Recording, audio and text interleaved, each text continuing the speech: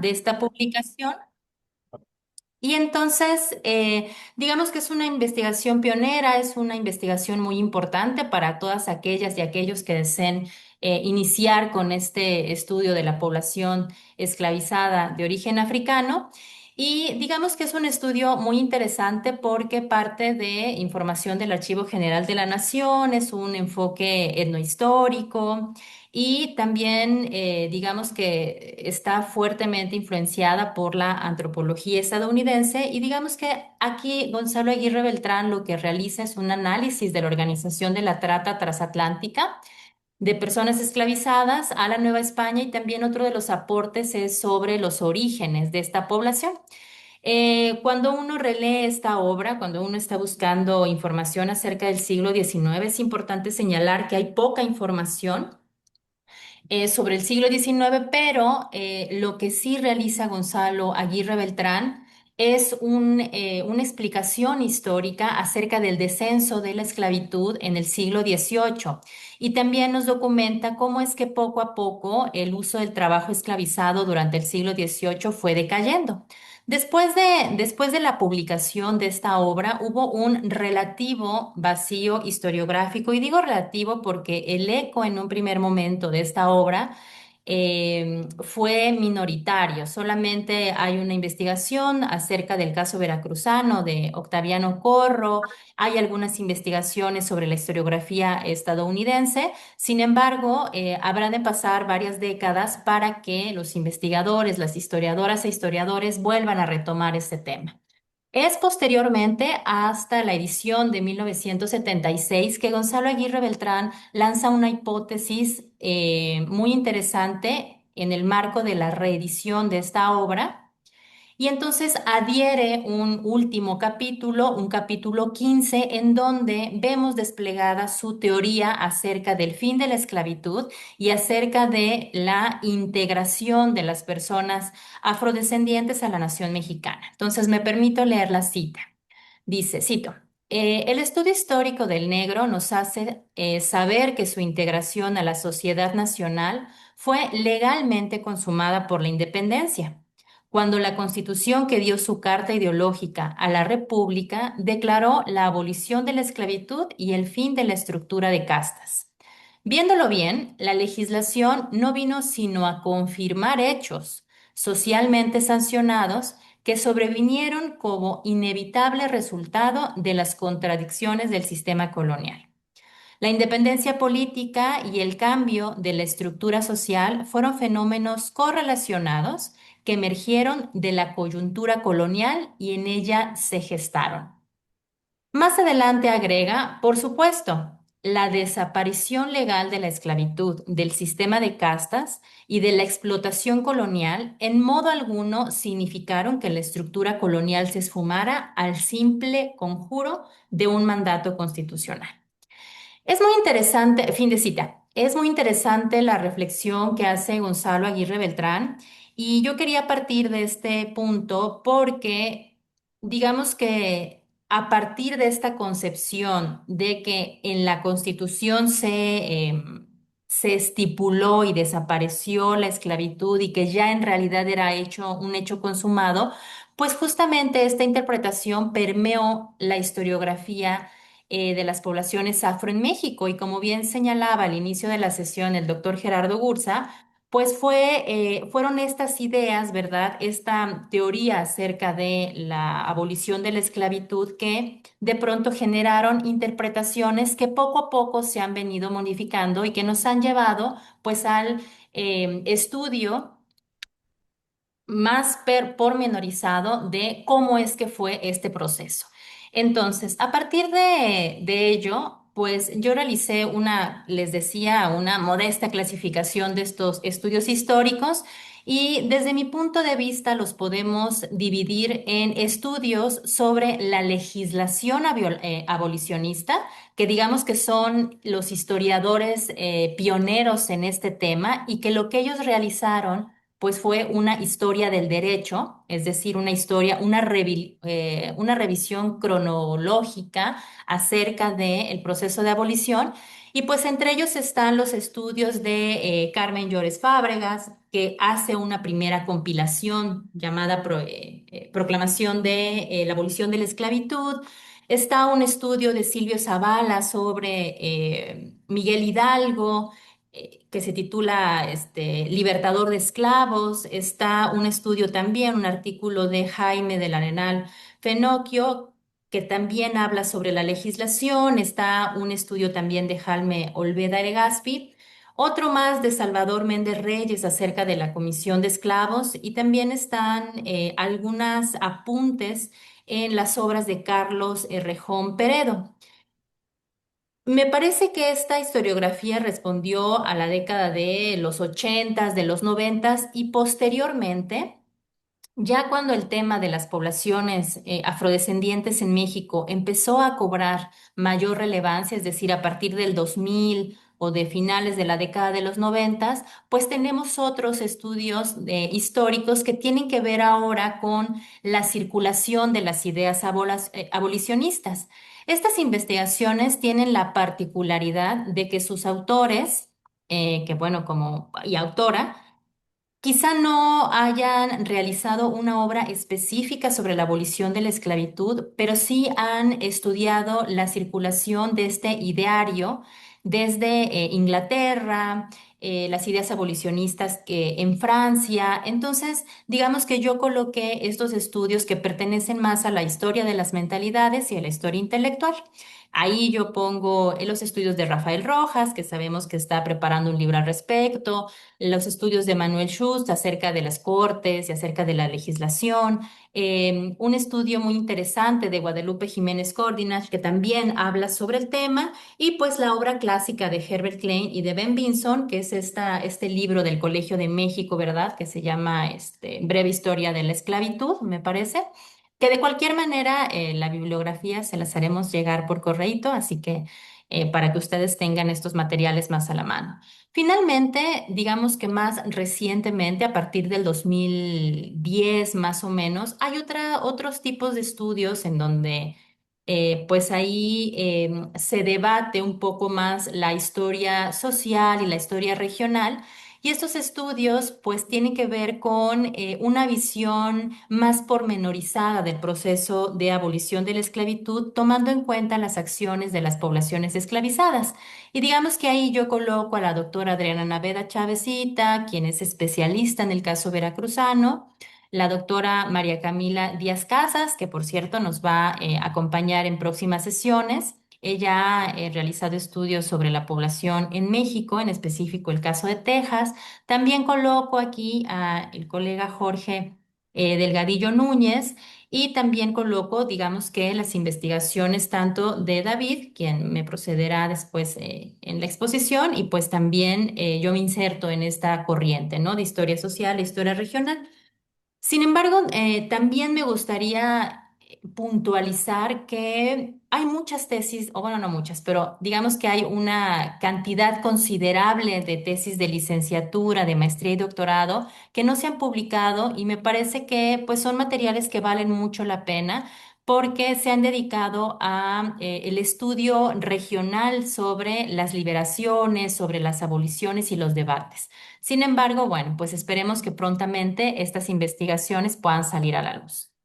Ahora bien, ¿qué sabemos sobre la esclavitud en la Nueva España a principios del siglo XIX? Lo primero que hay que decir es que, como les señalaba hace un momento, Aguirre Beltrán mostró o habló acerca de este descenso sostenido en el ingreso de personas africanas a la Nueva España desde finales del siglo XVII y durante el siglo XVIII. Recordemos que hubo un momento de auge del comercio de personas esclavizadas derivado de la unión de la corona hispana con la portuguesa, y que luego de ello los portugueses se retiraron de alguna manera o ya ya no eran de manera preponderantes quienes administraban este negocio, y entraron otras potencias, entre ellas pues Holanda, Inglaterra. Entonces digamos que ahí hay un factor que determina el descenso. No es el único, pero digamos que sí es importante.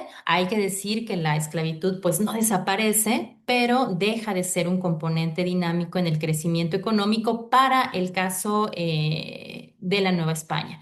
También hay que mencionar que la centralidad de la Nueva España en el circuito esclavista dejó de ser también preponderante en comparación con los centros azucareros del Caribe, que en ese momento también tenían un papel importantísimo y otro de los factores, otro de los temas que sabemos hoy con un poco de mayor precisión es cómo es que hay una recuperación demográfica de la población indígena que había sido diezmada por los procesos de colonización, pero también por enfermedades.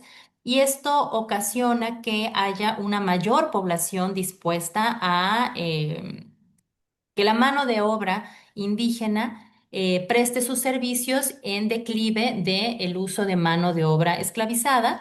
Y también sabemos, sobre todo investigaciones muy interesantes que documentan cómo es que la esclavitud va decreciendo a nivel regional y cómo es que hay una transformación del mercado laboral, es decir, en vez de utilizar personas de manera forzada, su trabajo de manera forzada, pues ahora empieza a utilizarse el pago a jornal, como se llamaba en aquellos tiempos.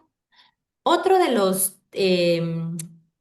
los temas que sabemos acerca de la esclavitud es que pues también hay una intensificación del mestizaje y aumenta el número, la cantidad de personas afrodescendientes libres, ya sea porque lograban fugarse, porque compraban su libertad, porque hacían uso de una movilidad social que les permitió despojarse de la condición de la esclavitud, ya sea porque fueron manumitidos, ya sea por testamentos. Entonces hay una mayor cantidad de personas afrodescendientes libres y que esto fue un proceso bastante paulatino.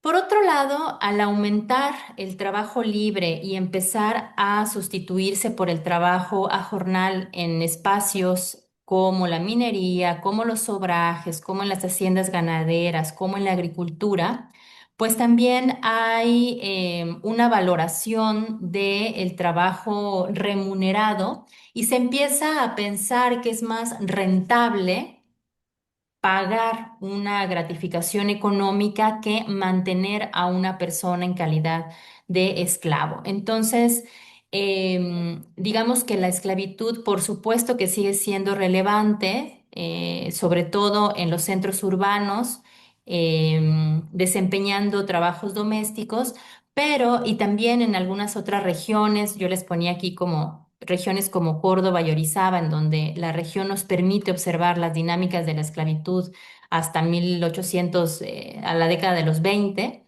pero también hay otras regiones como en Cuernavaca, bueno, en las inmediaciones de Morelos, en algunos lugares, no estoy pensando en Yautepec, en Cuautla, en donde también hay un importante uso del trabajo esclavizado y también hay unos espacios específicos, yo les colocaba aquí en el Pacífico, que también me parece que hay que investigar un poco más.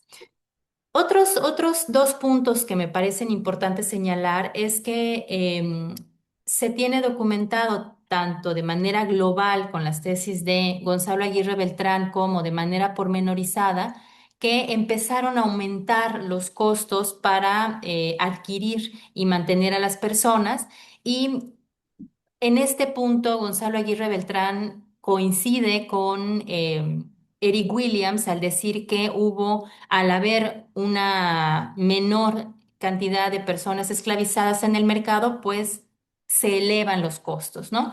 Entonces, digamos que ahí también hay una serie de factores económicos que hacen que aumenten esta cantidad perdón, que disminuya la cantidad de personas esclavizadas, pero siempre nos encontramos con el problema de las cifras. Calcular la demografía, que es una pregunta recurrente cuando uno expone estos temas, comúnmente uno se pregunta, pues, ¿cuántos esclavizados había en el siglo XIX? Y es muy difícil descifrarlo porque obviamente los métodos demográficos y la generación de padrones, pues, eran muy subjetivos, pero digamos que hoy en día contamos con algunas referencias como las de Humboldt, que han sido cuestionadas, ¿verdad? Pero digamos que haciendo cálculos y haciendo el cotejo, Las investigaciones sobre el tema, siguiendo aún las tesis de Gonzalo Aguirre Beltrán, calculan que había alrededor de 10.000 personas esclavizadas para 1804, 1805, y vamos a ver cómo en el dictamen de la Comisión de Esclavos ofrecen también una otra cifra. Eh, Finalmente, pues podría yo decir, ¿no? Digamos que haciendo como esta recapitulación, que pues a principios del siglo XVIII la esclavitud pues ya no era en la Nueva España lo que fue en el siglo XVI o lo que fue en el siglo XVII. Sin embargo, seguía siendo un tema polémico, seguía siendo una presencia importante para algunos sectores, como lo vamos a ver a continuación. Y bueno, creo que también es importante dimensionar el territorio político de la Nueva España a principios del siglo XIX y de cara al proceso de independencia. Como ustedes podrán notar, pues en este mapa, el territorio novohispano era mucho más extenso de lo que es en la actualidad. Y es importante tener en cuenta sobre todo el territorio del norte, ¿no? En donde David nos va a contar qué ocurre en este espacio geográfico, pero sí me parece muy importante que ustedes tengan esta idea o esta concepción, ¿verdad?, de la Nueva España en toda su extensión. Entonces, este es un mapa que refiere justamente a la configuración territorial política que va a tener la Nueva España de cara al proceso de independencia. Y bueno, por fines, digamos que prácticos, pensaba en cómo estructurar y bueno, creo que una línea del tiempo puede ser de utilidad para ir situando cuáles son los acontecimientos que empiezan a marcar el pulso de este proceso abolicionista. Entonces yo parto de un contexto internacional que, como señalaba, la sesión pasada con la doctora Johanna, pues tuvimos un panorama bastante claro acerca de estos acontecimientos. Y digamos que uno de los primeros acontecimientos que seguramente será retomado en exposiciones posteriores tiene que ver con el abolicionismo inglés, ¿no? No voy a abundar en ello, ¿verdad? Pero sabemos que en Londres, en 1878, surge un primer comité que se pronuncia por la abolición del tráfico de personas esclavizadas, ¿verdad? Entonces, eso es muy importante anotar que se está impulsando en un primer momento la trata de personas. Posteriormente, en París tenemos también un eco al año siguiente con la creación de esta sociedad de amigos de los negros, en donde pues también empiezan a hacer eco de estas primeras ideas de abolición de la trata de personas. En 1789, un año muy importante, tanto para Europa como para América por las repercusiones de este proceso, pues tenemos la Revolución Francesa. Y aquí es importante porque estas nociones de libertad y de igualdad se empiezan a expandir hacia otros territorios.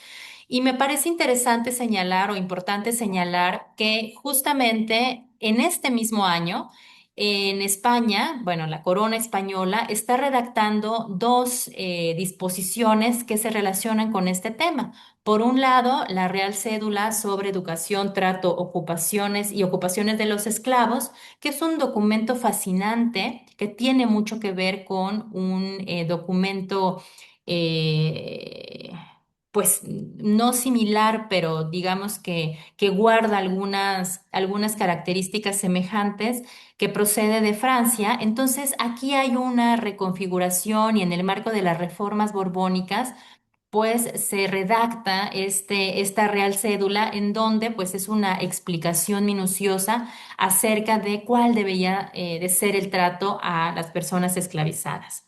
Y de manera paralela, también en un ánimo de abrir los mercados americanos al comercio y de expandir eh, las riquezas económicas, se promulga el Reglamento de Libre Comercio y en este año en específico o esta legislación en específico abre los mercados de la Nueva España, ¿no? Es importante señalar que pues ambas, tanto el reglamento como la Real Cédula, pues fueron promulgados por Carlos IV.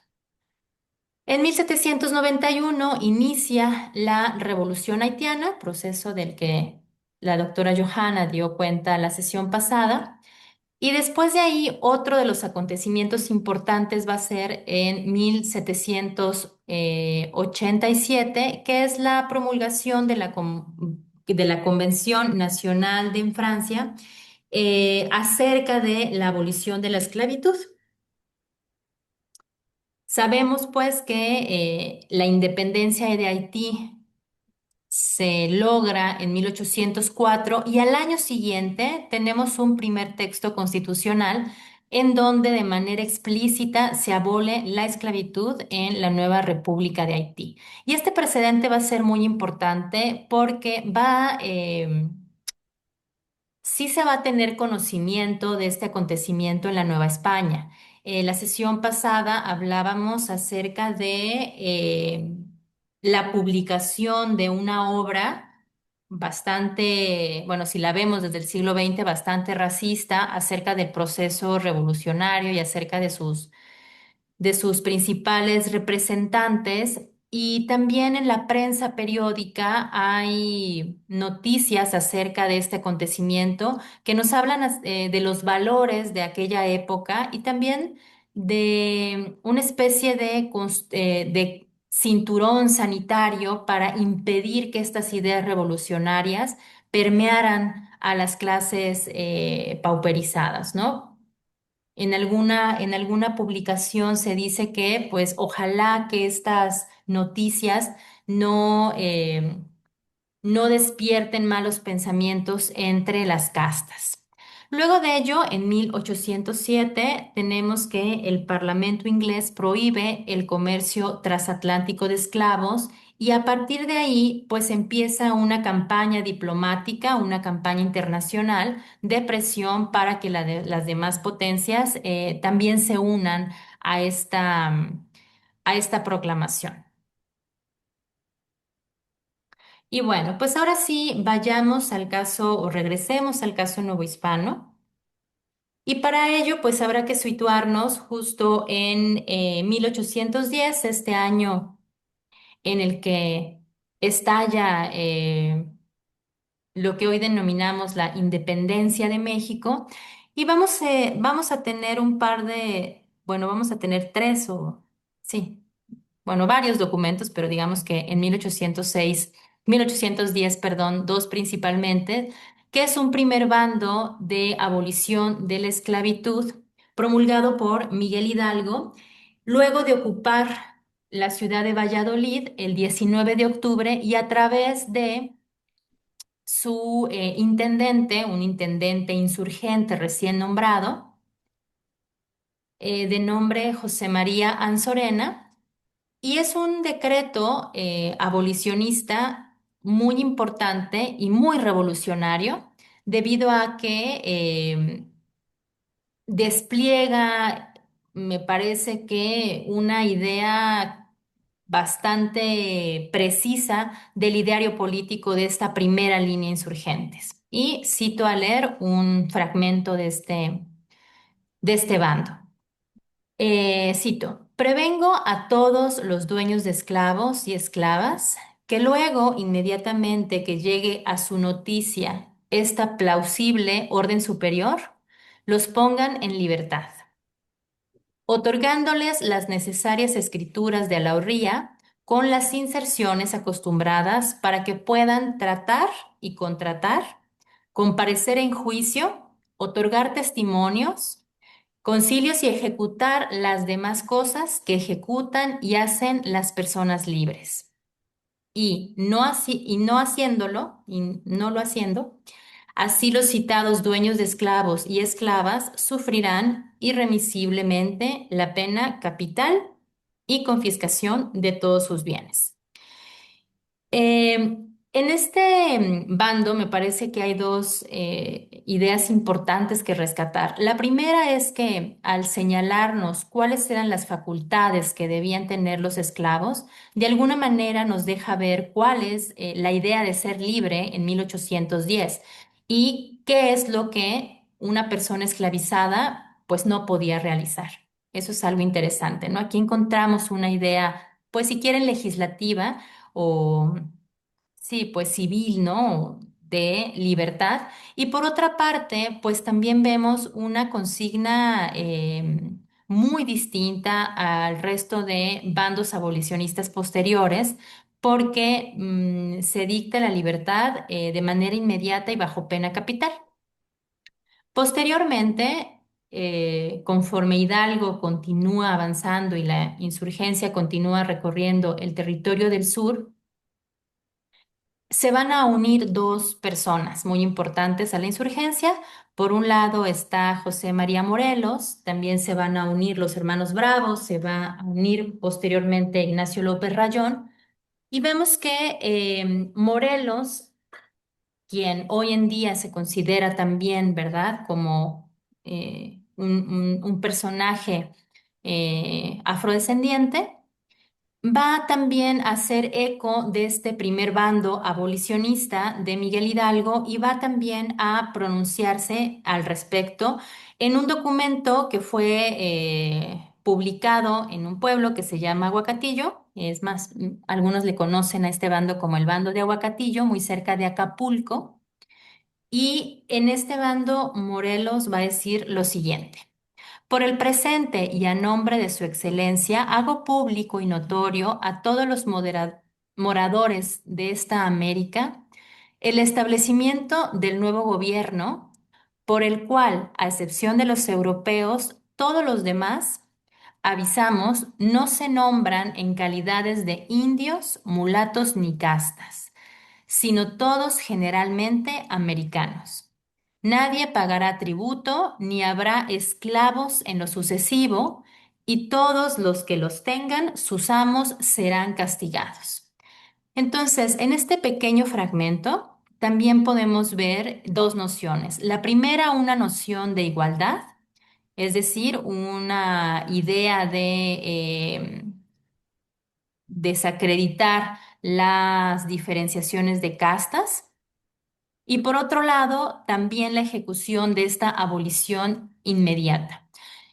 Algo que no mencioné y me parece también importante es que en estos bandos también hay otro tipo de medidas económicas que tienen que ver con la derogación del pago de tributos, también la sanción o bueno, la exoneración del cobro de comercialización por aguardiente, que también son medidas que de alguna manera beneficiarían a los sectores más empobrecidos y que eran también seguidores de la insurgencia. Hay un bando más en este mismo año de 1810, y es un bando que Miguel Hidalgo promulga posteriormente, en esta ocasión en la ciudad de Guadalajara, en donde, bueno, ya no es la llegada de Hidalgo recibida con vítores como había sido en Valladolid, sino que Guadalajara, digamos que ya tienen a las fuerzas realistas persiguiéndolos, pero ahí hace una reiteración de su bando y aquí Miguel Hidalgo toma una medida aún más radical y dicta que se libere a las personas esclavizadas en un plazo máximo de 10 días. De lo contrario, pues los amos serían castigados con la pena de muerte. Después de ahí, digamos que estos bandos abolicionistas se detienen de alguna manera. Recordemos que en esos momentos la presión de el gobierno realista o de los realistas pues era bastante considerable. Y es hasta 1812 cuando Ignacio López Rayón, en esta iniciativa de empezar a configurar una una constitución para este nuevo gobierno insurgente es que en los elementos constitucionales o en los elementos de nuestra constitución, López Rayón hace eco de estos bandos y de este primer ideario insurgente y redacta un plan, unas bases de la constitución que son muy sucintas y que no son tan extensas ni tampoco nos dicen cómo se debía llevar a cabo la abolición, pero sí se menciona en el artículo 24 que deberá abolirse y en el artículo 32 que se prohibirá la tortura. Posteriormente, en 1813, ante otro escenario político, en la ciudad de Chilpancingo, José María Morelos da lectura a este célebre documento que seguramente muchos de ustedes conocen, quizá no por su tono abolicionista, sino por que viene una frase, ¿verdad?, que es bastante popular aquí en nuestro país. Y se considera que este documento titulado Sentimientos de la Nación, pues es la síntesis del pensamiento político de José María Morelos y se trata de un documento muy interesante en donde Morelos plasma su pensamiento político y justamente en el artículo número 15 declara que la esclavitud proscriba para siempre y lo mismo la distinción de castas, quedando todos iguales y solo distinguirá a un americano del otro el vicio y la virtud. Es importante señalar que estos edictos y estos bandos son muy importantes desde el punto de vista ideológico. Me parece que nos permiten acercarnos a la idea de nación que estaban pensando estos primeros insurgentes. Sin embargo, su aplicación es bastante relativa. Sí, sí conocemos un par de documentos, sobre todo, bueno, yo conozco un par para el caso de Valladolid en donde se liberan a las personas esclavizadas bajo el argumento del abolicionismo de Miguel Hidalgo y explícitamente se señala que pues tendrán que liberarse a causa del bando de Miguel Hidalgo. Luego de ello, luego de este primer escenario ideológico acerca de la abolición, que son propuestas muy radicales, nos vamos a desplazar a otro escenario que ya tiene que ver con la conformación de las Cortes Generales Extraordinarias. Les cuento un poquito de qué va este segundo escenario. Una vez que la invasión napoleónica a España obliga a realizar un par de abdicaciones, ¿no? Conocidas como las abdicaciones de Bayona, y que capturan a Fernando VII en 1808, lo que ocurre es que se reúnen las antiguas cortes que se van a denominar ahora Cortes Generales Extraordinarias, con la finalidad de resguardar el poder político y redactar un texto constitucional. En estas cortes había diputados que eran representantes de todos los reinos, tanto de España como de las Américas, y se dan interesantes debates sobre el lugar que deberían de ocupar las personas afrodescendientes ante este nuevo gobierno constitucional. Y dentro de estos debates llega a impulsarse un proyecto de abolición muy particular. Sabemos que los representantes de los territorios americanos pues jugaron un papel muy importante en estos debates, en específico los concernientes a las castas, como se les denominaba en aquellas épocas, e incluso se formó una comisión llamada Comisión Ultramarina para debatir los temas americanos, ¿no? Estas comisión ultramarina se reunía cada tanto para hablar sobre los temas de la abolición y justamente surge una propuesta de José Miguel Guridi y Alcocer, que es presentada el 25 de marzo. Sin embargo, es una propuesta que es silenciada. Y digo silenciada porque nosotros nos enteramos al leer los diarios de las sesiones de Cortes que existió esta propuesta luego que se debatió una segunda propuesta. digamos que esta primera no apareció en esa sesión, sino posteriormente. Este personaje, José Miguel Guridi y Alcocer, pues va a ser muy importante en las Cortes Generales. Fue representante por Tlaxcala y esta propuesta causó un gran revuelo, no solamente entre los peninsulares, sino también entre los criollos porque la consideraron muy radical. Claro que en comparación con la proclama de Hidalgo, pues digamos es bastante tibia, ¿no? Pero digamos que sí es una propuesta larga en donde ofrece una metodología o un plan para cómo empezar a desarticular la esclavitud. Y les leo un pedacito. Abro cita. Confrontándose la esclavitud al derecho natural, estando ya proscrita por algunas leyes civiles de las naciones cultas, pugnando con las máximas liberales, perdón, de nuestro actual gobierno, siendo impolítica y desastrosa de que tenemos fastuosos y recientes ejemplares y no pasando de preocupación su desencantada utilidad al servicio de las fincas de algunos hacendados, debe abolirse enteramente. Pero para no perjudicar sus intereses, a los actuales dueños de esclavos se les hará la abolición conforme a las proposiciones siguientes. ¿Y cuáles son las proposiciones que establece José Miguel Guridi y Alcocer? Nos dice que lo que se tiene que realizar es un proceso de libertad de vientres, es decir, que a partir de de esta proclamación, pues nacieran libres aquellas personas descendientes de mujeres esclavizadas. Por otro lado, él prohíbe la compra y la venta de personas esclavizadas, bueno, en esta propuesta. Y también otra de las particularidades de esta propuesta es que fija el precio de manumisión según el costo original, sin importar que los precios hayan subido en el mercado, sin importar que ahora el esclavizado tenga un mayor precio o un menor precio por la edad o por estar capacitado para desempeñar diferentes actividades económicas. Y pues es esta propuesta que es muy interesante, pero que queda silenciada.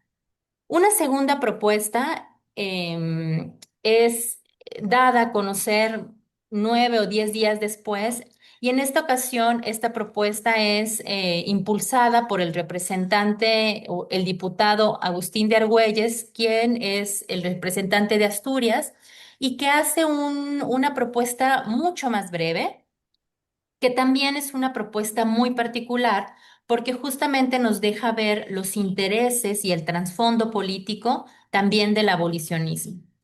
Esta propuesta de Agustín de Argüelles dice lo siguiente.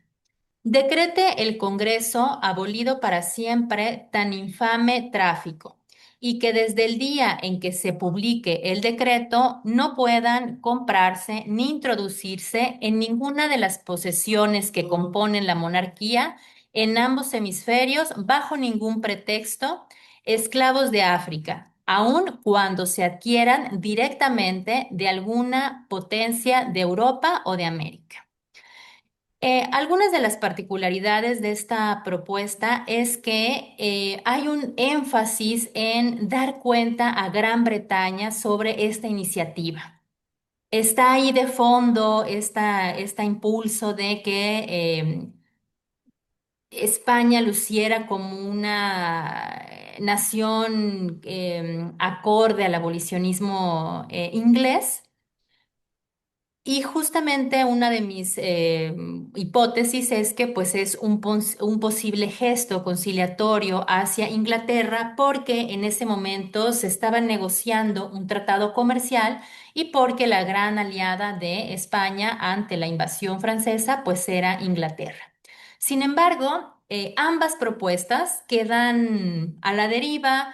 Ambas propuestas no se vuelven a debatir, el tema no se vuelve a retomar a lo largo de las sesiones y digamos que el texto constitucional, es decir, la Constitución de Cádiz de 1812, pues no hace mención del tema de la esclavitud. Entonces, cerramos este segundo escenario y ahora volvemos nuevamente al escenario novohispano, mexicano. Ah, bueno, me faltó aquí decir solamente un dato más, ¿verdad? Que es que en 1817 se firma un tratado de abolición del tráfico de negros, como se le denominaba en la época, firmado entre España y Gran Bretaña el 23 de septiembre. Y ese mismo año se prohíbe la compra de esclavos en las costas africanas. Esto es el 19 de diciembre. Entonces, ahora sí vamos a el otro escenario, les decía, de nueva cuenta en el escenario mexicano, y pues tiene que ver con los debates sobre la esclavitud en el México independiente. Digamos que el documento mediante el cual se termina la insurgencia y se declara la independencia de México, pues es el Plan de Iguala, posteriormente los Tratados de Córdoba, pero en la promulgación o en este documento del Plan de Iguala, pues también hallamos una referencia acerca del tema que nos convoca. Y es importante también señalar que la primera configuración de la nación mexicana, pues va a ser de una monarquía constitucional. Y en este documento, que hay mínimamente dos versiones, en este plan de Iguala, digamos que encontramos una idea de igualdad para la naciente nación, ¿no? Retomando o haciendo eco, pues, de estos primeros bandos de la insurgencia, ¿no? Sobre todo haciendo eco a lo señalado por Morelos. Y en una de sus partes del plan de Iguala se lee lo siguiente. Todos los habitantes de él, sin otra distinción que su mérito y virtudes, son ciudadanos idóneos para optar cualquier empleo.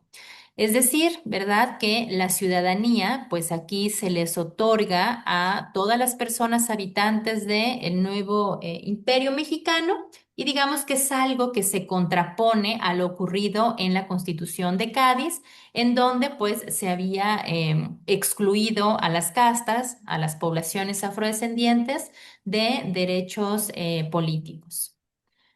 Eh, Luego de ello, luego de la promulgación del Plan de Iguala, viene pues un momento de, digamos, de regocijo, ¿verdad? El ejército trigarante entra en la a la Ciudad de México, encabezado por Agustín de Iturbide, a la retaguardia está Vicente Guerrero, y se forma esta primera configuración de gobierno, una junta provisional gubernativa que pues tenía el objetivo de gobernar y también era considerada como la depositaria de la soberanía y de la representación nacional y una de sus principales tareas, y esto es importante enfatizarlo, era resolver asuntos urgentes y elaborar una convocatoria para reunir a un Congreso Constituyente.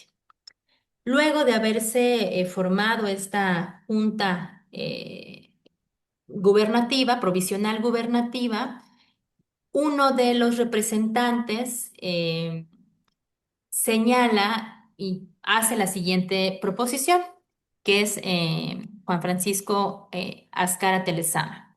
Él dice, ningún momento mejor para prohibir la esclavitud en el imperio mexicano que aquel que felizmente ha conseguido su independencia, porque así sostiene los derechos de la naturaleza, los de la religión y los sentimientos de la razón, y el honor del imperio y de vuestra merced cerrar la puerta en el todo para ahora y para siempre, mandando que no se admitan esclavos en el reino bajo las penas que vuestra merced considere más proporcionados.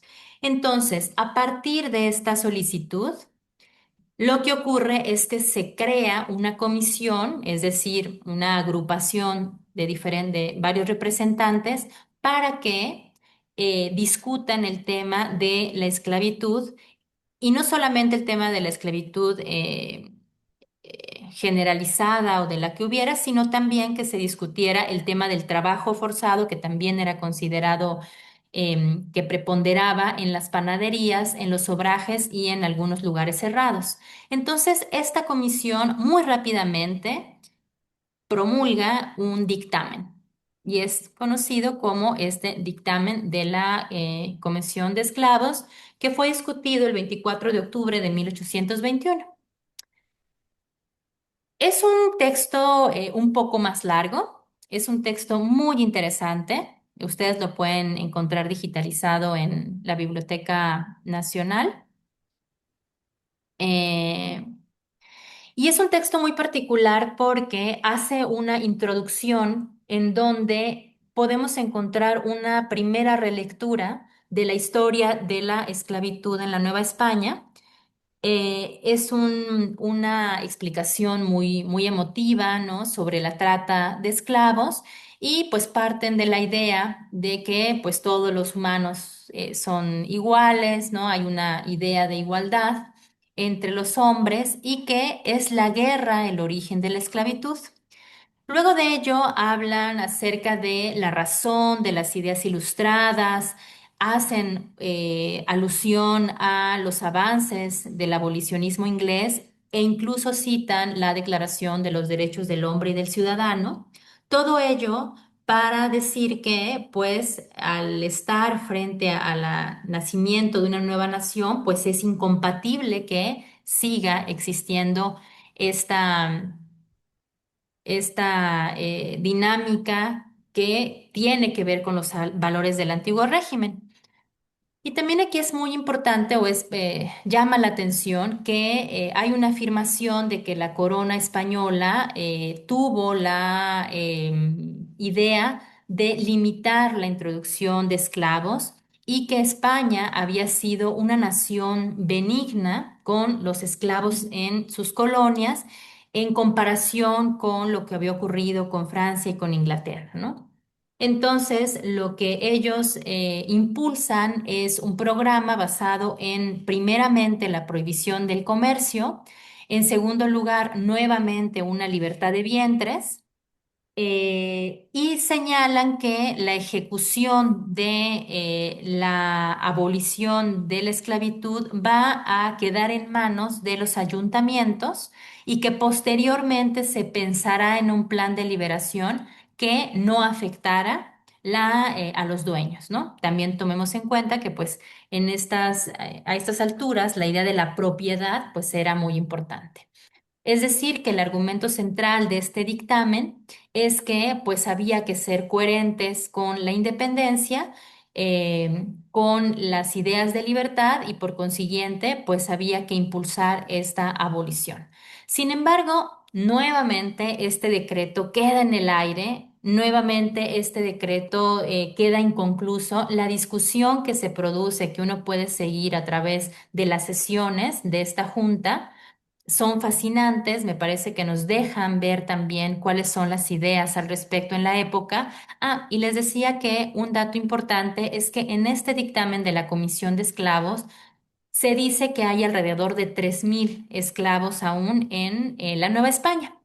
Como les comentaba, este dictamen queda inconcluso, no se continúa la discusión debido a que incluso se relata en la misma sesión, pues hay una sospecha de una conspiración respaldada por 17 individuos encabezados por Guadalupe Victoria, por Miguel Barragán y por Nicolás Bra. Entonces, nuevamente queda ahí el tema y al año siguiente, pues se emite esta prohibición de las denominaciones de castas que recuerda bastante el documento de sentimientos de la Nación de Morelos y que, bueno, se prohíben estas denominaciones, lo cual, pues, no, a pesar de sus aspiraciones, les colocaba aquí, pues, no era o no fue una garantía de igualdad. Para ir Perdón, cerrando, Cintia, por la interrupción, pero sí. creo que ya es necesario ir cerrando. Exacto, a eso voy, exacto. Entonces, para ir cerrando esta parte, me parece que pues son claras las influencias, les ponía aquí, del abolicionismo inglés y de la Revolución Francesa. Sin embargo, las propuestas de abolición de la esclavitud impulsadas por la primera línea de insurgentes fueron de las más radicales del continente, equiparables a la revolución haitiana, aunque su eficacia les contaba, pues hasta el momento sabemos que fue bastante limitada. Por otro lado, también tenemos que el abolicionismo insurgente formó parte de un programa de reestructuración social verdaderamente avanzado y revolucionario que proponía una nueva dinámica en las relaciones de los diversos sectores sociales y por consiguiente la construcción de una nación distinta a la del antiguo régimen. Por otro lado, las personas esclavizadas pues no permanecieron totalmente ajenas a estos bandos y a estos discursos abolicionistas, aunque son excepcionales, digamos, sí contamos con algunos documentos que revelan su conocimiento de recursos jurídicos, así como la posibilidad de levantamientos o de adhesión a la insurgencia motivados por sus ideas. Y dos, digamos que ideas finales serían que los debates sobre el lugar de las poblaciones afrodescendientes durante las Cortes Generales Extraordinarias y sobre la abolición de la trata transatlántica de personas derivaron en propuestas moderadas, perdón, que pues finalmente no prosperaron. Al igual que muchas naciones latinoamericanas, la esclavitud pues continuó existiendo después de la independencia y los primeros debates quedaron a la deriva en el caso mexicano.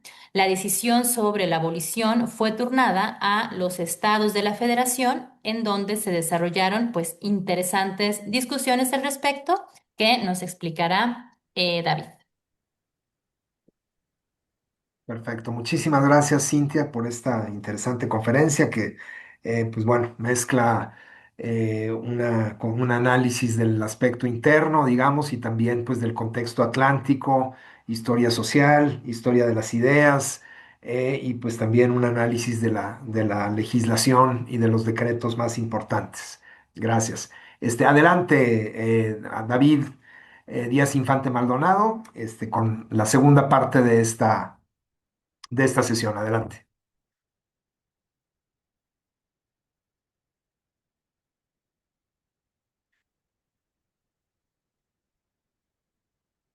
Ya se ve.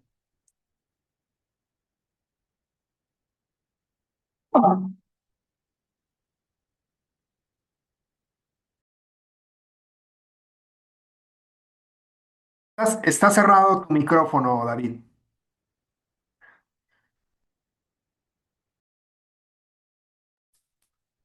Creo que ya.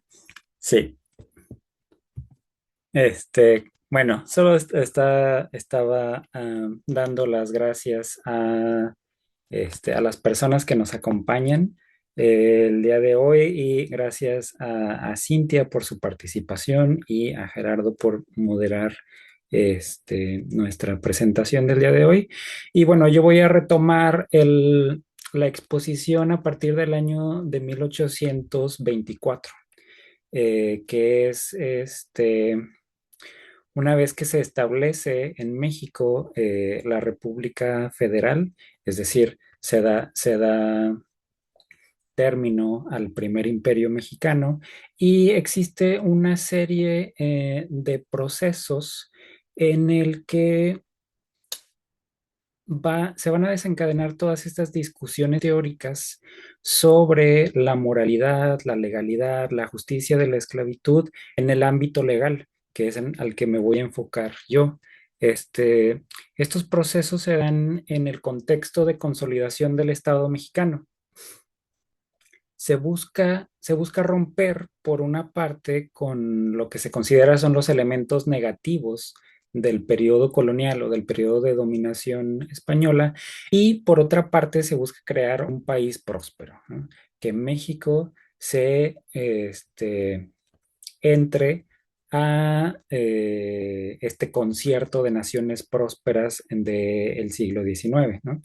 Por otra parte, también hay un cansancio de la guerra de independencia que ha destruido muchas de las industrias de la antigua Nueva España, y un deseo de las élites económicas y políticas de reconstruir el país.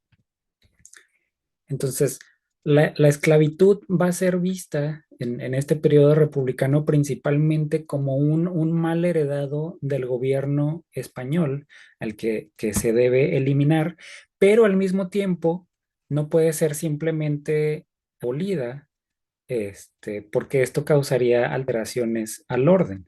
Y es precisamente este orden el que se quiere reinstaurar después de 10 años de guerra civil, ¿no? De la guerra de independencia. Y bueno, entonces en estas discusiones vamos a tener vamos a encontrar que los legisladores están tratando de encontrar un balance entre la libertad y la esclavitud. Y va a haber una serie de conceptos contrapuestos entre sí. Apunto yo aquí unos tantos, por ejemplo, el derecho natural contra el derecho de gentes. Derecho natural entendido como esta idea de que todos los hombres por naturaleza, son libres, pero por otra parte el derecho de gentes como la idea de que el derecho natural es utópico, ¿no? Pero deben de existir leyes ex- em, en las que las sociedades humanas deban exponer las necesidades reales de esta sociedad para regirse y por lo tanto no ser completamente utópicas. Es decir, tienen que ser como más realistas, por eso se oponen entre sí. Por otra parte, el derecho fundamental a la libertad, que deberían tener todas las personas, y el derecho a la propiedad, que se considera un fundamento del nuevo, o bueno, de todos los estados, ¿no? Y por último, pues se desea crear una sociedad utópica, como ya les decía, un nuevo país fuerte, próspero, feliz, etcétera. Y al mismo tiempo se desea mantener el orden, ¿no? Entonces, estas ideas van a estar siempre apareciendo como contrapeso en los debates legislativos en los que se busca obtener una respuesta de qué hacer con las personas que siguen que siguen en estado de esclavitud en México, ¿no? Se considera, por una parte, que no había tantos esclavos en el país, pero al mismo tiempo, aunque hubiera un solo esclavo, pues ya es demasiado, ¿no? Si se supone que se está entrando en un periodo en el que la nación es libre de todos estos males heredados de un pasado colonial, pues entonces la esclavitud en sí misma debe de ser eliminada porque este es uno de los males que se han heredado de esos años. Pero bueno, no es tan sencillo como parece, ¿no? Hay dos documentos que se consideran como fundacionales del Estado mexicano, ¿no? El primero de ellos, el Acta Constitutiva de la Federación, y el segundo, la Constitución Federal. El Acta Constitutiva dice en su artículo 30 que la nación está obligada a proteger por leyes sabias y justas los derechos del hombre y del ciudadano. Y la Constitución Federal dice en su artículo 161 que cada uno de los estados tiene la obligación de organizar su gobierno y administración interior. Con base a la esclavitud no se dice nada específico. Entonces se entiende que en estos documentos fundacionales se está dando a los estados la, eh, la decisión de qué hacer sobre los esclavos que existan en sus determinados territorios, ¿no? Y bueno, una decisión que sí se toma en el Congreso General mexicano es la abolición del tráfico de esclavos el 13 de julio de 1824, ¿no? En esto se establece, bueno, que va a estar prohibido ahora en el territorio de los Estados Unidos mexicanos el comercio y tráfico de esclavos procedientes de cualquier lugar, que los esclavos que se introduzcan van a ser libres con el solo hecho de pisar el territorio mexicano y también se establecen penas para las personas que introduzcan esclavos al territorio de México, ¿no? Pero hasta ahí va a llegar hasta la injerencia, digamos, de los poderes nacionales en el asunto de la esclavitud. No se va a hacer en este periodo de instauración de la República Federal una ley sobre esclavitud. Es interesante que en las discusiones que se dieron para esta ley de abolición del tráfico, algunos diputados mencionaron que no era necesario, que esta ley no era necesaria porque Hidalgo ya había abolido la esclavitud, ¿no? Se sostiene esta idea por algunos diputados y otros diputados contestan, bueno, que eso es ilusorio porque en la mayoría del territorio de la Nueva España los insurgentes no tuvieron una presencia importante y por lo tanto la esclavitud seguía siendo legal en esos lugares. También es interesante que se considera, algunos diputados consideran que tal vez no sería tan malo dejar que se introduzcan esclavos, tal vez por un periodo de 10 años, tal vez más, para habitar zonas alejadas del país, como eran en ese tiempo la provincia de Coatzacoalcos o la provincia de Texas en el norte, para tener núcleos de población importantes que puedan defender el territorio mexicano de ataques de otros países, ¿no? Y también es interesante que en las discusiones que se dieron para esta ley está presente un grupo de diplomáticos del Reino Unido que están escuchando la, eh, la deliberación y que en días siguientes en los periódicos se les va a hacer notar que México es un país que promueve la abolición del tráfico en concordancia con las naciones sabias de Europa, que establece el derecho de comercio de productos legales, que busca la prosperidad este, de todos los países, pero que está completamente en contra del comercio de esclavos, ¿no? Que es, como sabemos, como lo mencionó Cintia, la postura que Inglaterra está tratando de presionar en los países que antiguamente formaban parte del comercio transatlántico de esclavos. Pero bueno, hasta aquí llega las consideraciones del Congreso General en México y por lo tanto, los que se van a encargar de dictaminar leyes sobre esclavitud van a ser los estados de la Federación.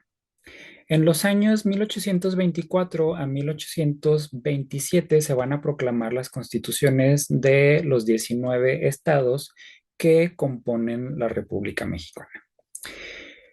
En general, va a haber tres tipos de ley en las constituciones de los estados, ¿no? Algunos estados van a determinar la abolición inmediata, así como tal, mientras que otros van a proponer las leyes de vientres libres, que como ya se dijo, es que los hijos de madres esclavas nazcan en estado de libertad. Y la última, el fin del tráfico o comercio de esclavos, que aquí se incluye también el fin de la introducción, ¿no?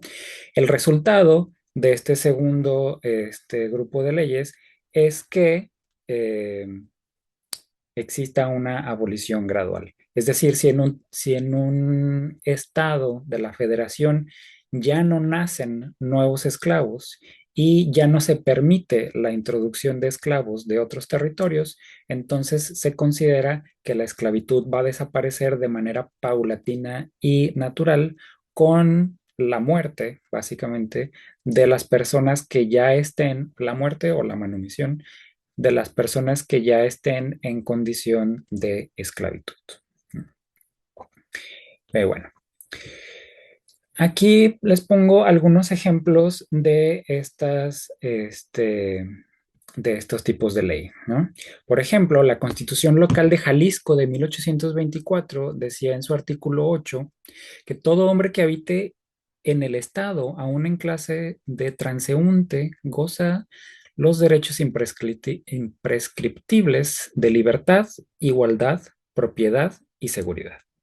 Y en el siguiente artículo Decía que el Estado garantiza estos derechos y garantiza asimismo la libertad de imprenta y prohíbe absolutamente la esclavitud en todo su territorio. Entonces, aquí no había lugar a conjeturas, ¿no? El Congreso del Estado de Jalisco está aboliendo la esclavitud de manera inmediata. Por otra parte, el estado de Guanajuato tiene una propuesta similar y dice, el gobierno del estado es republicano, representativo, popular, federado. La adopción de este sistema de gobierno extingue para siempre la esclavitud, los empleos y privilegios hereditarios. Nadie obtendrá cargo ni destino alguno, sino por la virtud y el mérito, y solo podrán concederse privilegios por introducciones o invenciones de grande utilidad y solo por el tiempo que señale la ley, ¿no? Entonces, estos son dos ejemplos de artículos en constituciones locales en los que se establece una abolición inmediata de la esclavitud. Esto significa que en Jalisco, a partir de 1824, y en Guanajuato, a partir de 1826, ya no va a haber esclavos, ¿no? Pero este no es el caso en todos los lugares. En otros lugares, por ejemplo, en Coahuila y Texas, en 1827 se expone que en el Estado nadie nace esclavo desde que se publique esta constitución en la cabecera de cada partido y después de 6 meses tampoco se permite su introducción bajo ningún pretexto. ¿Qué significa? Pues que todavía se va a permitir la existencia de la esclavitud. Lo que se está haciendo es que ya no nazcan nuevos esclavos de esclavas que ya viven en el territorio del Estado y que a partir de 6 meses tampoco se introduzcan nuevos esclavos a su territorio. El caso de Veracruz, en su constitución de 1825, el artículo 10 dice, todo veracruzano nace libre, aunque sus padres sean esclavos.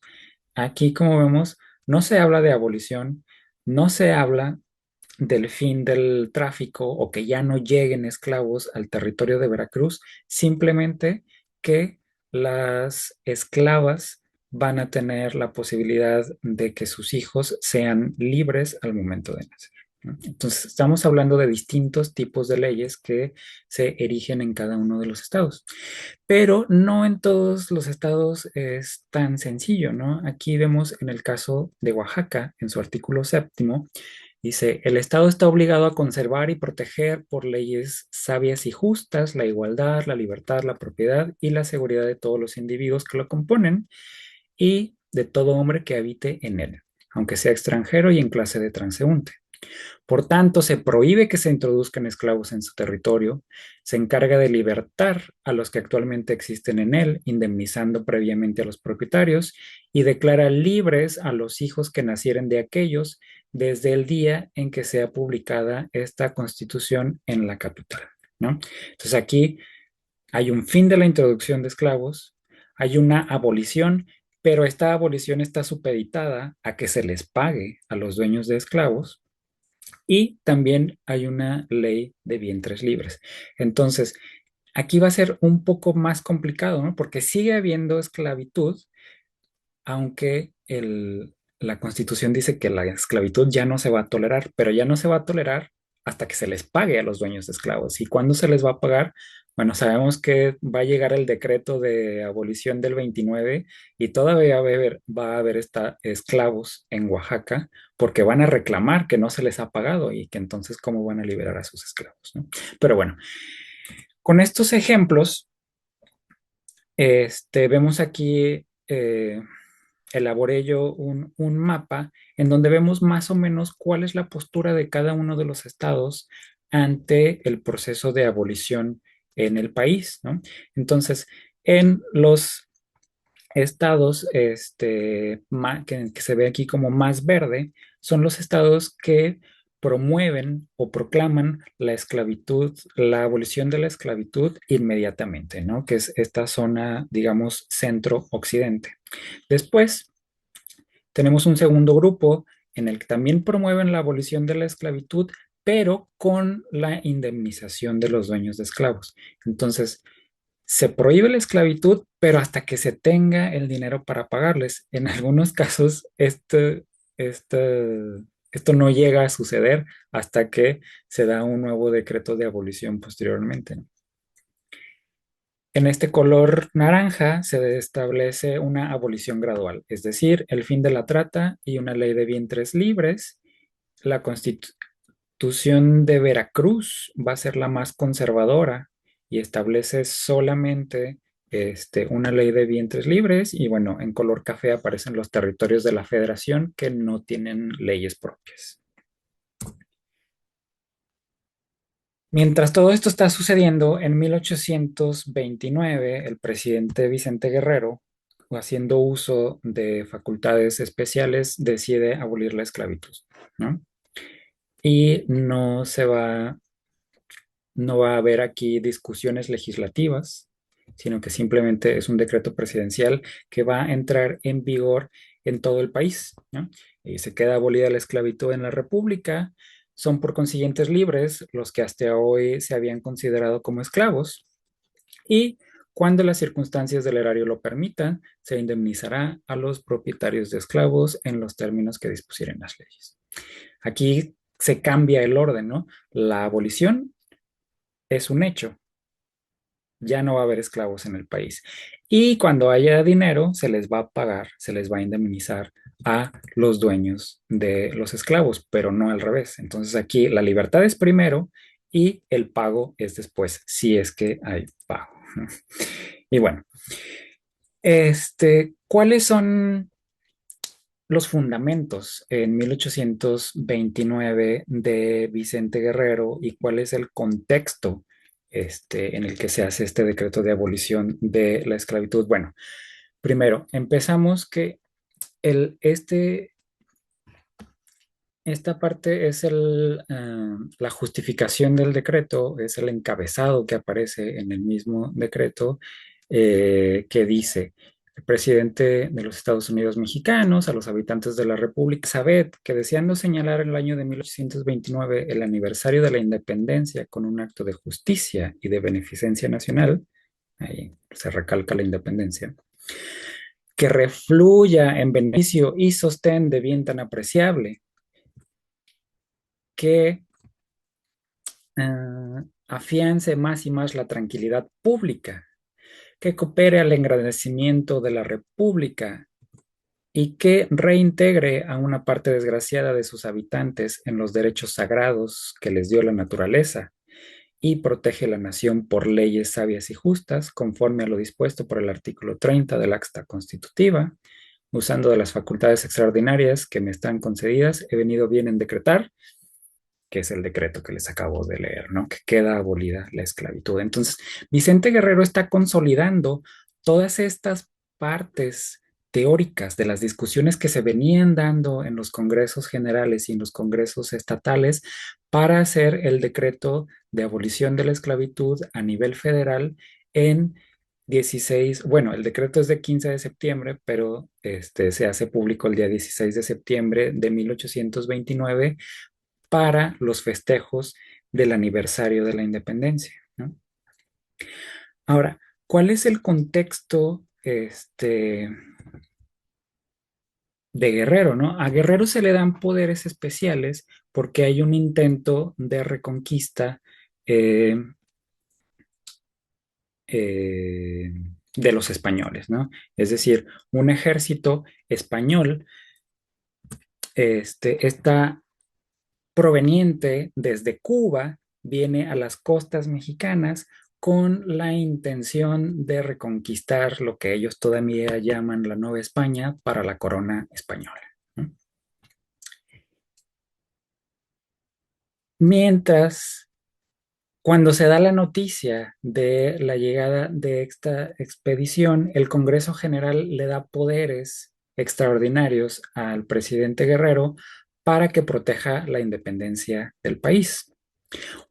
La medida de la abolición de la esclavitud puede verse estratégicamente, en primer lugar, como la forma de evitar que las tropas españolas ofrezcan la libertad a los esclavos a cambio de unirse al ejército español, ¿no? Para reconquistar México. Eso por una parte. Por otra parte, sabemos que Vicente Guerrero está en negociaciones diplomáticas secretas, tanto con representantes de Colombia como con representantes de Haití, para analizar la posibilidad de invadir Cuba y liberar a los esclavos que se encuentran ahí, ¿no? Es decir, si el gobierno español trata de reconquistar México, México va a intentar conquistar el punto de avanzada del imperio español en América, que es Cuba. Recordemos que las sociedades coloniales del Caribe todavía están viviendo este temor a las rebeliones de esclavos que empezaron con la revolución haitiana, ¿no? Y en este mapa se ven aquí en color amarillo los países independientes, que básicamente es toda la parte continental de América, y en distintos colores los que todavía pertenecen a potencias europeas, ¿no? Entonces, Cuba todavía parte de España, las Bahamas y Jamaica parte del Reino Unido y acá algunas otras posesiones francesas.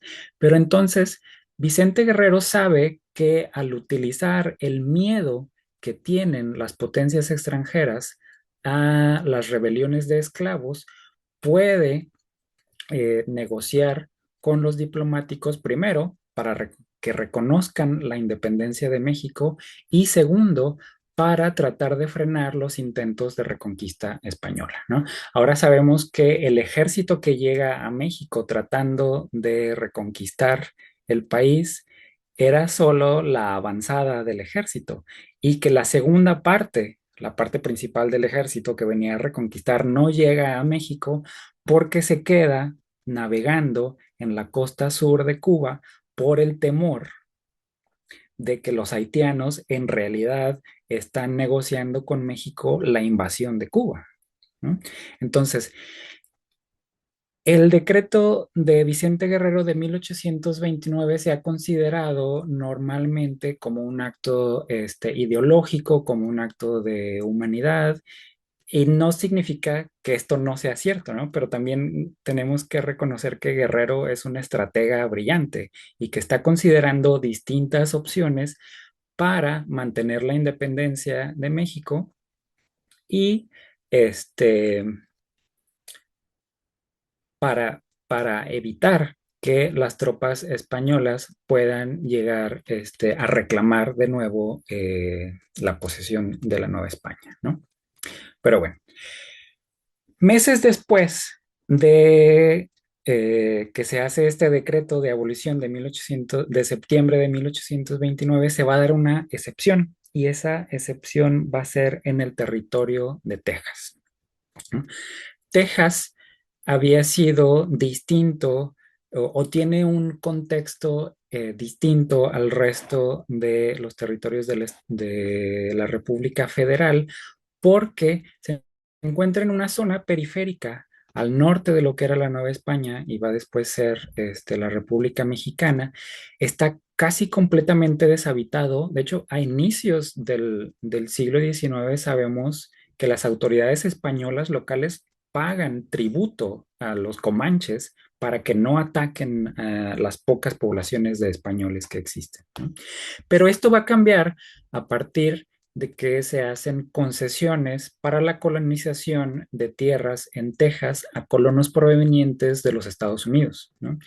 Se da permiso a Moses primero y Stephen, después Austin, para que se establezcan en el territorio de Texas con colonos provenientes de Estados Unidos y la mayoría de ellos van a llegar con esclavos para dedicarse al cultivo del algodón.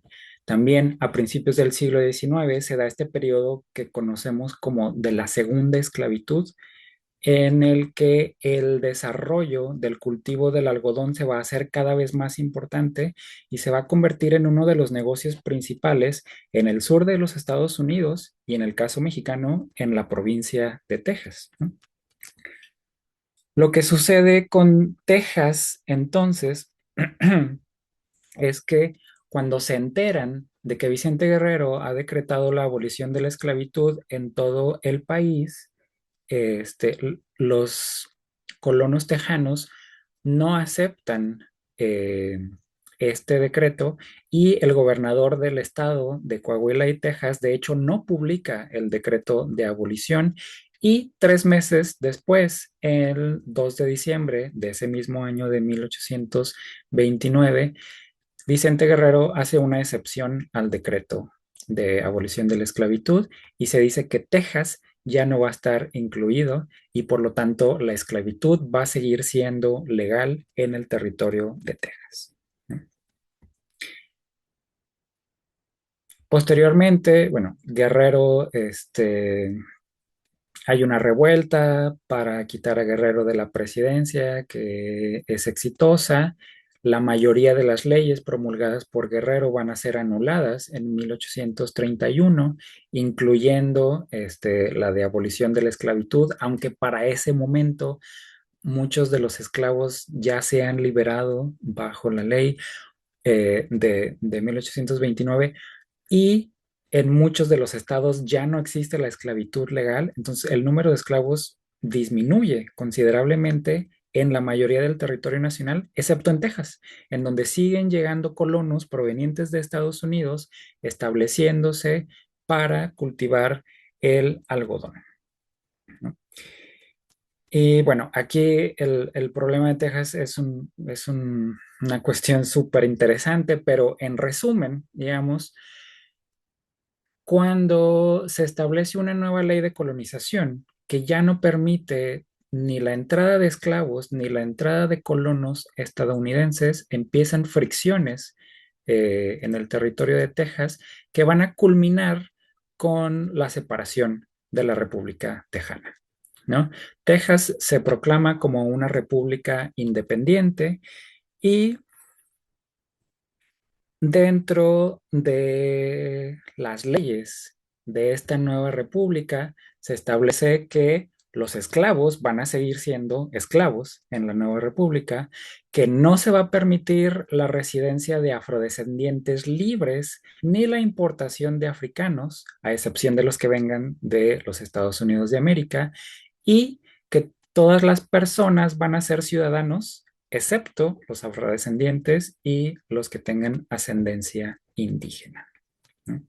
A final de cuentas, bueno, ya sabemos que México no puede reconquistar el territorio tejano y este se va a proclamar independiente. Como resultado, un año después, durante la República Central en México, se va a dar una nueva ley de abolición el 5 de abril de 1837, en el que se establece que va a quedar abolida la esclavitud, esta vez sin excepciones, en toda la República Mexicana, pero que a los dueños de los esclavos se les va a pagar la indemnización correspondiente, incluso reconociendo que algunos de ellos se liberaron por el decreto de 15 de septiembre de 1829.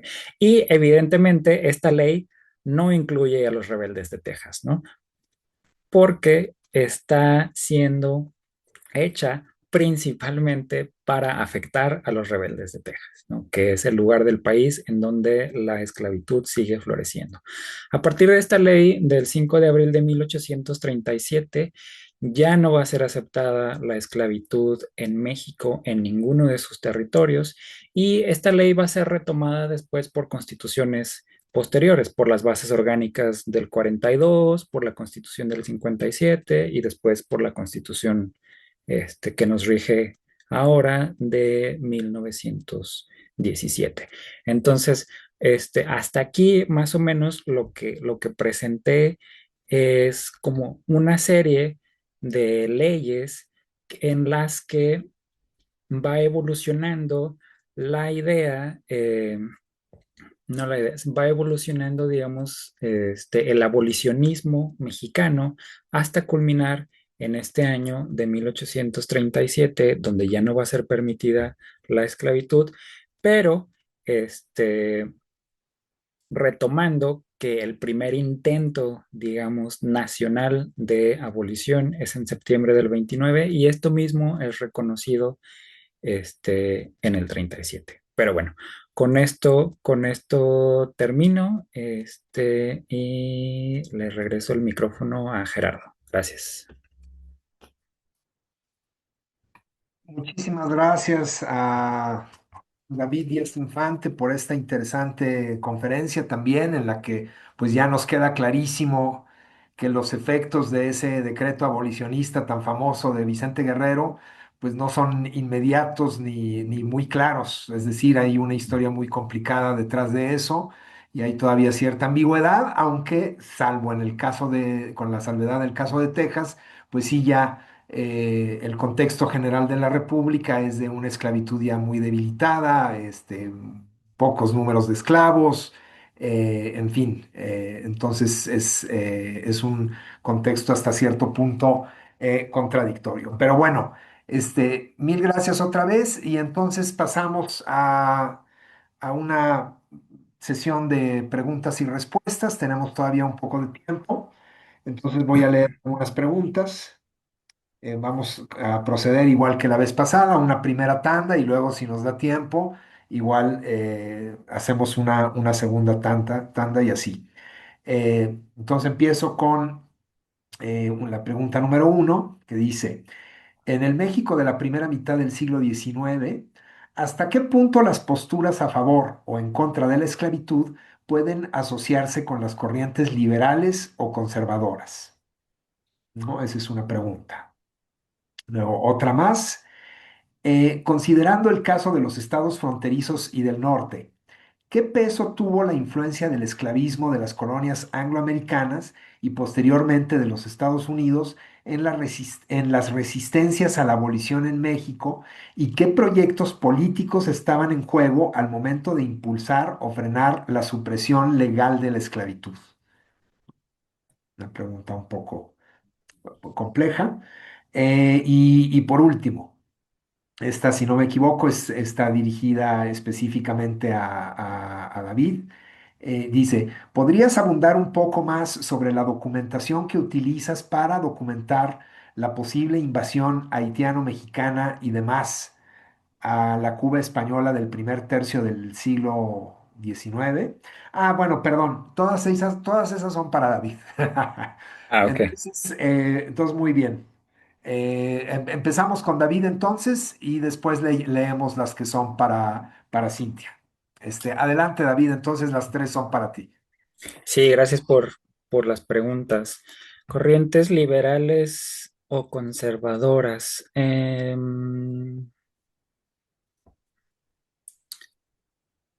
Sí, no sé, es interesante. Em, Creo que esta forma de agrupar a los intelectuales mexicanos de la primera mitad del siglo XIX como liberales o conservadores es un poco compleja al momento que nos vamos a las fuentes, ¿no? Estoy pensando, por ejemplo, en Lucas Alamán, que se considera como el conservador por excelencia de los años 20 y 30 en México y que en uno de sus documentos establece que las castas, ¿no? Es decir, diríamos ahora, en términos modernos diríamos los afromexicanos, son las personas más trabajadoras de México, ¿no? Y que se les tiene que incluir a la vida política y económica nacional si es que se quiere el progreso de la nación. Entonces, en la historiografía mexicana se ha considerado esta división de liberales y conservadores más que nada este, con una tendencia de reformas eh, casi proespañolas o antiespañolas o procoloniales o anticoloniales. Y creo que en el caso de la abolición de la esclavitud no encaja también esta división. Tenemos personajes que son considerados este, liberales, como Lorenzo de Zavala, que es una de las personas que están comprando tierras en Texas y está viendo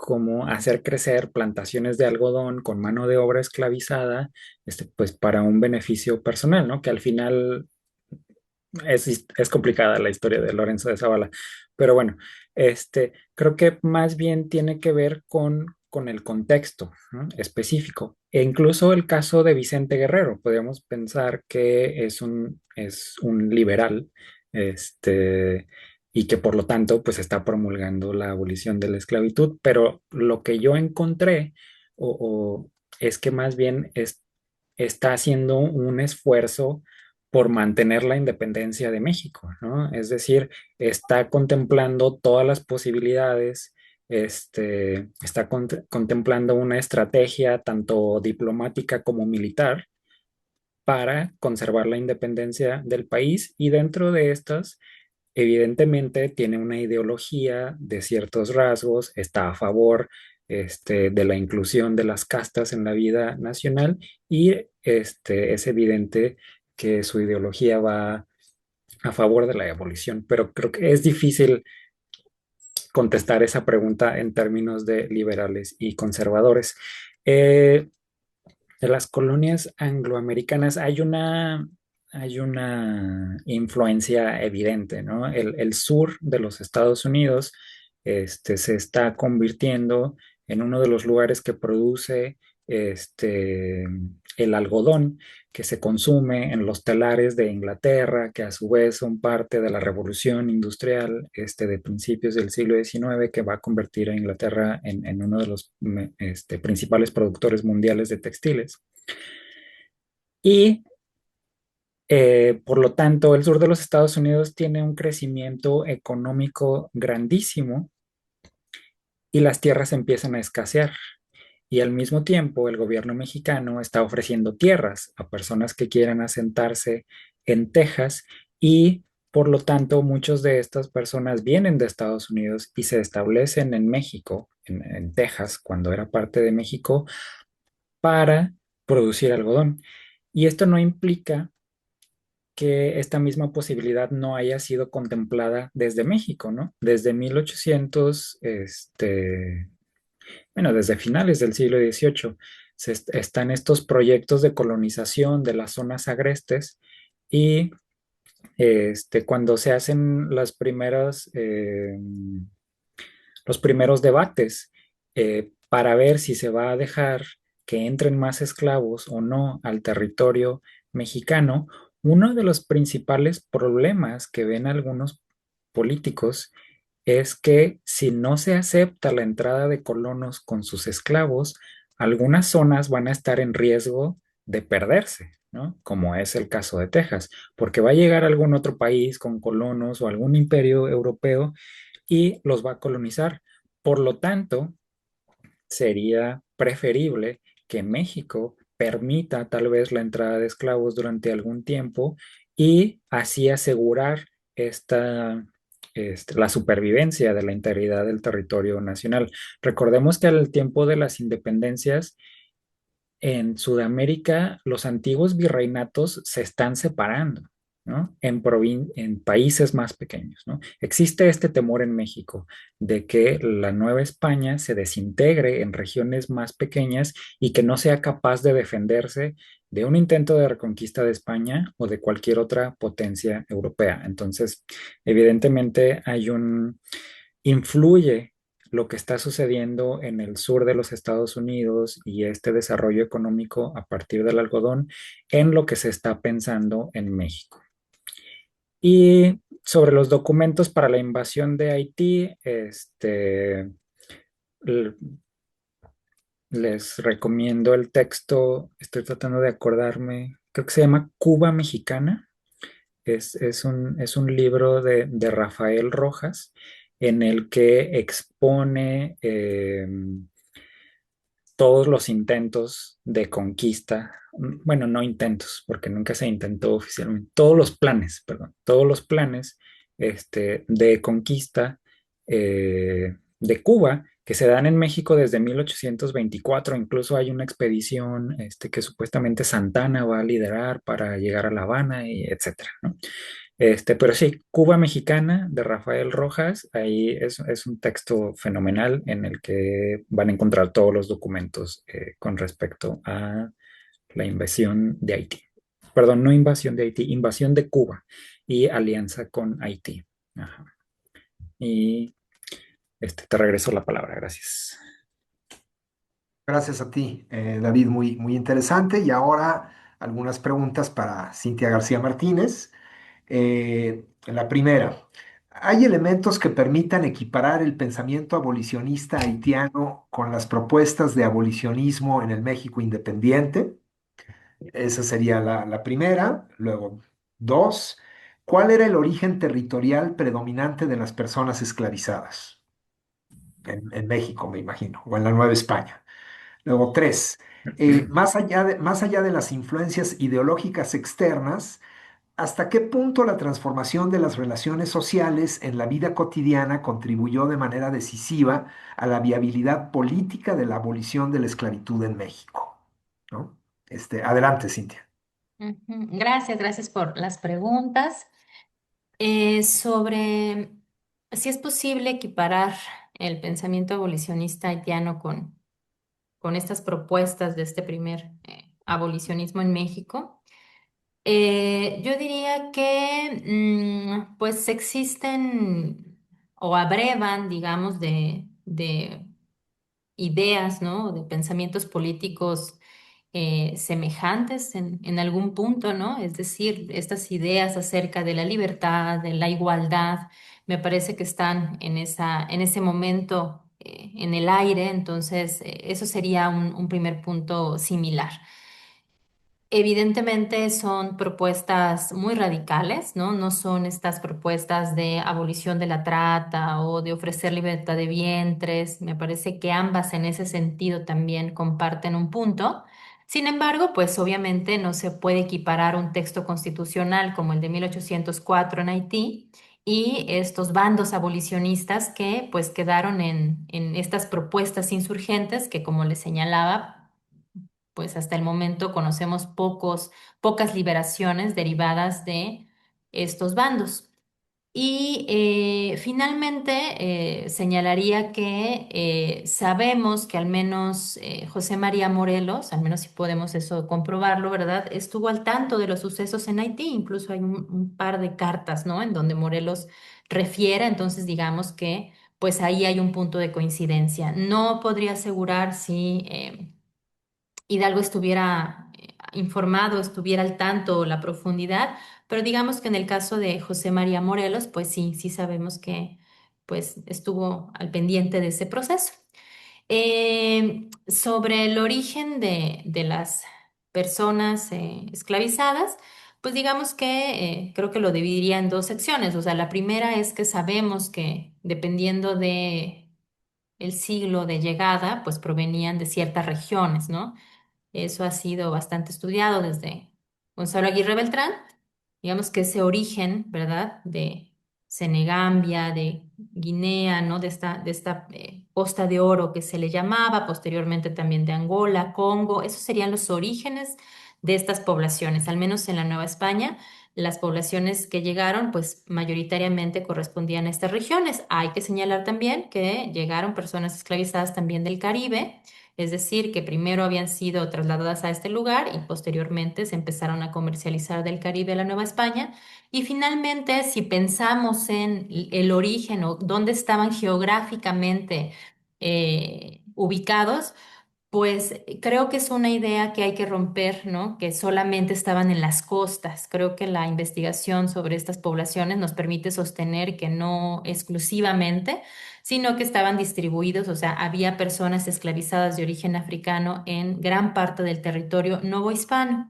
Y finalmente, acerca de qué tanto la vida cotidiana impulsó o influyó en la viabilidad política de la abolición de la esclavitud, me parece que es un debate interesante. Sin embargo, creo que aún no hay suficiente investigación para aseverar que hubo una correspondencia entre las liberaciones y la disminución de la esclavitud con los procesos abolicionistas, ¿no? O sea, me parece que estas ideas de abolición, pues también se nutrieron de un pensamiento político emanado tanto de las referencias externas como de la propia génesis, por ejemplo, de los insurgentes o de la propia génesis de los diputados americanos.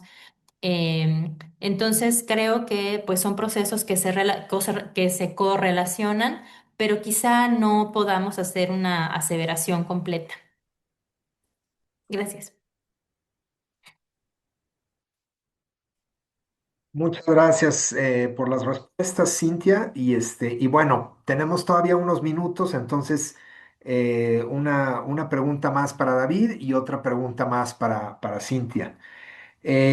Para David, ¿cómo estudiar metodológicamente los lenguajes políticos que estudias en los bandos y constituciones que mencionaste? Y si puedes abundar un poco en las fuentes para... bueno, eso ya está, lo de las fuentes ya lo contestaste, de la invasión de México a Cuba en alianza con Haití. Entonces, pues eso, lo de los lenguajes políticos aplicado a los textos que utilizaste en tu presentación. Y hago de una vez la pregunta también para Cintia, que sería... ¿Cuál fue la incidencia efectiva de Guadalupe Victoria en la abolición de la esclavitud? Y otra, está pegada, pero en realidad es otra. Además del censo de Revillagigedo, ¿hay más referencias demográficas que nos permitan pues, tener cierto conocimiento de la población en esa etapa? Entonces, adelante, gracias. Sobre los lenguajes políticos, bueno, claro, junto con la cuestión de las fuentes. Las principales fuentes que he utilizado yo hasta el momento son los debates, todos los debates que he podido localizar de los 19 estados que componen la Federación Mexicana en el periodo en el que estudio, los debates del Congreso General en la Ciudad de México y yéndome un poquito más atrás, los debates de la Junta de Gobierno del Imperio. Y entonces, al estar leyendo todas estas fuentes, me doy cuenta de que existen ciertos conceptos que se repiten, ¿no?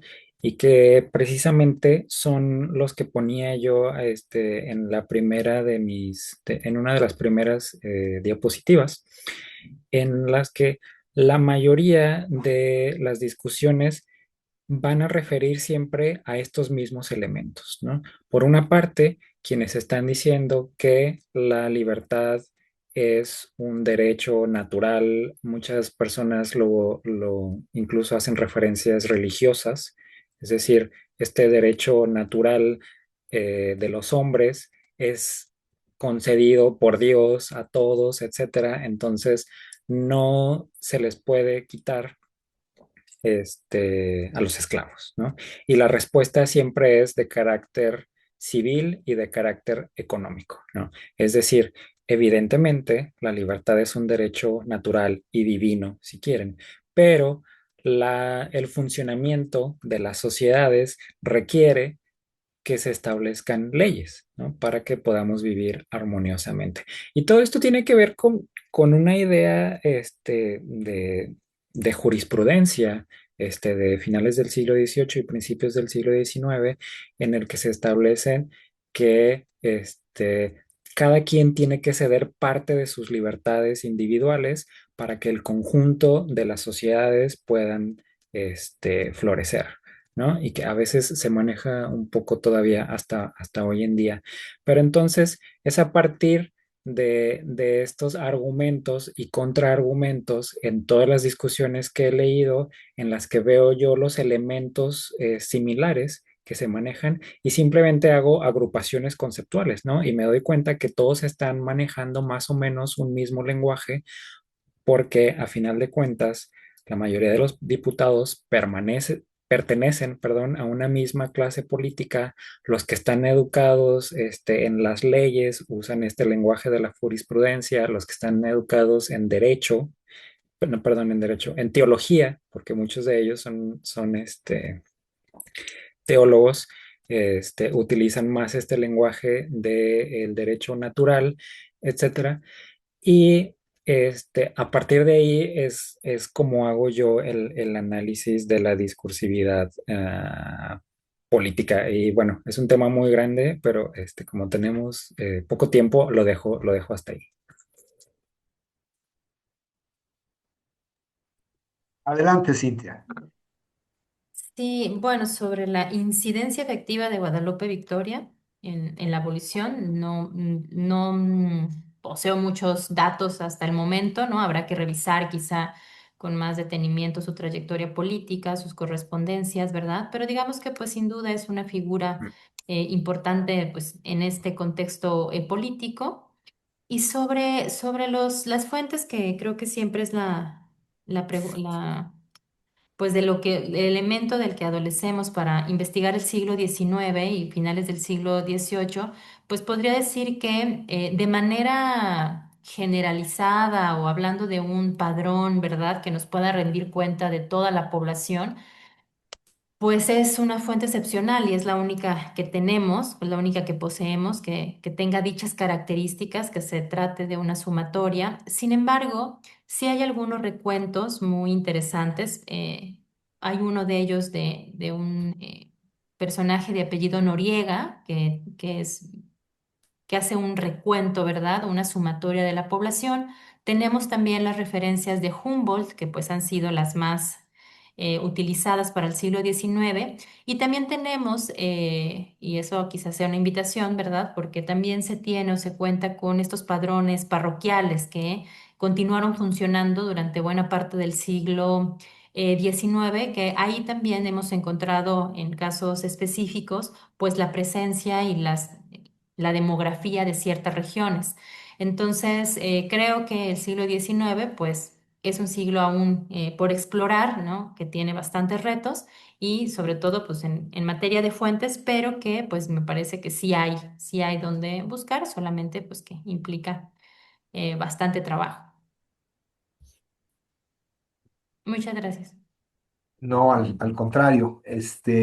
Bueno, pues se nos acaba el tiempo, por ahí se quedan algunas preguntas pendientes. También hay peticiones de referencias, una referencia sobre el mapa que utilizó Cintia, el mapa de la Nueva España.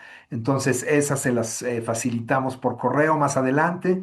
También, al igual que la semana pasada, les enviamos por correo algunas referencias bibliográficas para los que deseen leer un poco y saber más sobre el tema. Y pues nada, los esperamos la próxima semana, también el miércoles a las 4 de la tarde. Y en esta ocasión será el turno para la doctora María Camila Díaz Casas, si no me equivoco. O no, no es cierto, no, me estoy equivocando, no es Magdalena Oh, Candiotti. Es Magdalena Candiotti exactamente sobre la abolición sí, en Río de la Plata. Entonces, esa va a ser nuestra siguiente sesión. Una disculpa y igual a las 4 y ahí esperamos verlos a todos y nuevamente muchas gracias por haber asistido y muchas gracias a nuestros ponentes. gracias.